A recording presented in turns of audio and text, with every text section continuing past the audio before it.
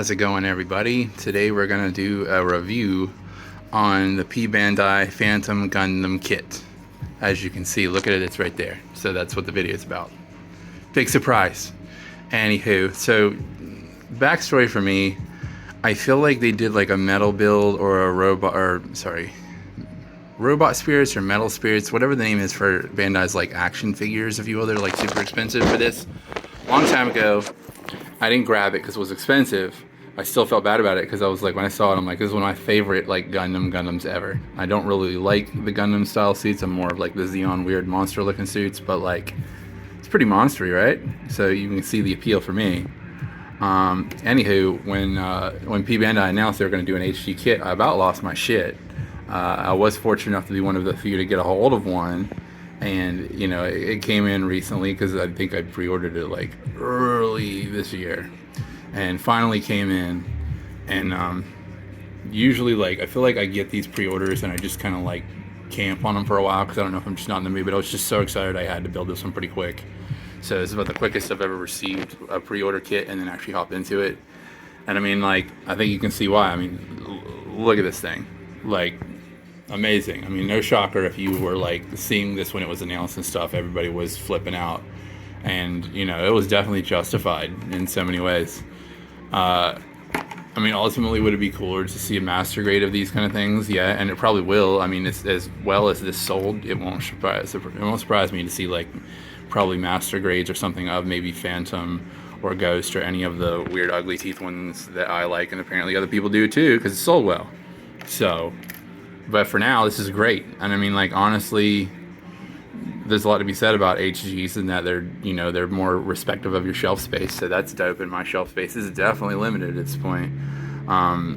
So like right off the bat, as far as like positives, I mean, like the kit, the part separation on the kit, almost 100% is just phenomenal. Like, you know, none of this is stickers here, you know, and like the red was separated. They could have done a lot of stickers, which would have pissed me off, but they didn't, thankfully.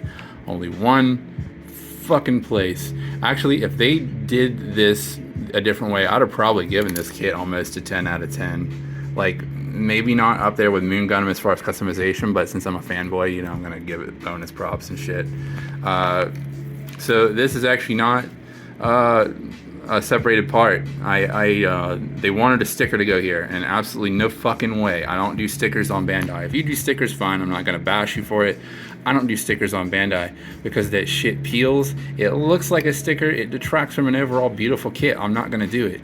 It was a bit of a bitch. I didn't do as good as I wish I could have done with this because, like, I hand painted it. Maybe in hindsight, if I had had more time, I probably could have masked and airbrushed this. But at least I did get the color right, which was a bit tricky because you've got kind of like, I guess you would describe it like a coral red for these red part separation areas here.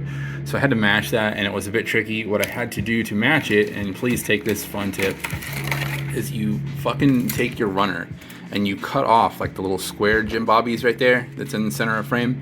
Cut them bad boys off and paint them. Because like what you do on those with paint will look the same on the kit, right? So you'll know exactly what you're getting before you do it, because nothing would suck worse than to paint this only to have it not look right. But what I ended up figuring out was I started with a black primer. I went on top of that with like, well, I'll show you the exact colors because I don't want to be like telling you and not showing you shit. I used the Army War Paints Lava Orange and a Glistening Blood. Now, fuck those stupid goofy little names. It's basically like a light orange and then like a red with, I guess, a little bit of purple in it. It's a dark purplish red. It's not quite magenta, but you know what I'm saying. Like, you really need to know these things with mixing colors. But because acrylics are, you know, translucent, you need to know what's underneath to get the right color, because this by itself would not have, it would have been too dark. But the orange underneath of it brought it to the right color. Again, since I hand painted it and I probably was excited, I probably could have cut it a little thinner and gotten a little better consistency. But it's still, if this thing's sitting on my shelf, if you look at it, you're not going to notice that. So it's good enough for me for this, for now, for an HG, whatevs. Beyond that, I mean, like, the thing came with like four runners of the fire effects. Holy shit. The kit by itself, even without the what do they call it? I like calling things what they're not supposed to be called. It has a name. It is a proper term for what it does. Something lights or some shit. Anyway, while I'm trying to figure out the correct name, without the fire effects, it actually looks really good too. It's just not as blam as this is. You know what I'm saying? Phantom lights. Without phantom lights, it's still a really nice looking kit. You know, even on this, like here, I guess this is what it would look like without the phantom lights. It's still a nice looking kit, right? I'm not normally a fan of that shade of like green, but like it just works with the white and the red. The colors complement themselves so well that this was a color scheme I did not want to alter. You know, despite the, like, again, I know I'm factor all my words in here that I'm a fanboy of Phantom Gundam, so, but still, I didn't want to change this. I could have gone for a different green or something, but I didn't want to. It just works well. But I was already dope. Oh, the other thing too, gotta forget things. The mouth does also come with stickers, and I mean, that was expected. They do that with mouths and eyes on HGs, you know this. I did hand paint it.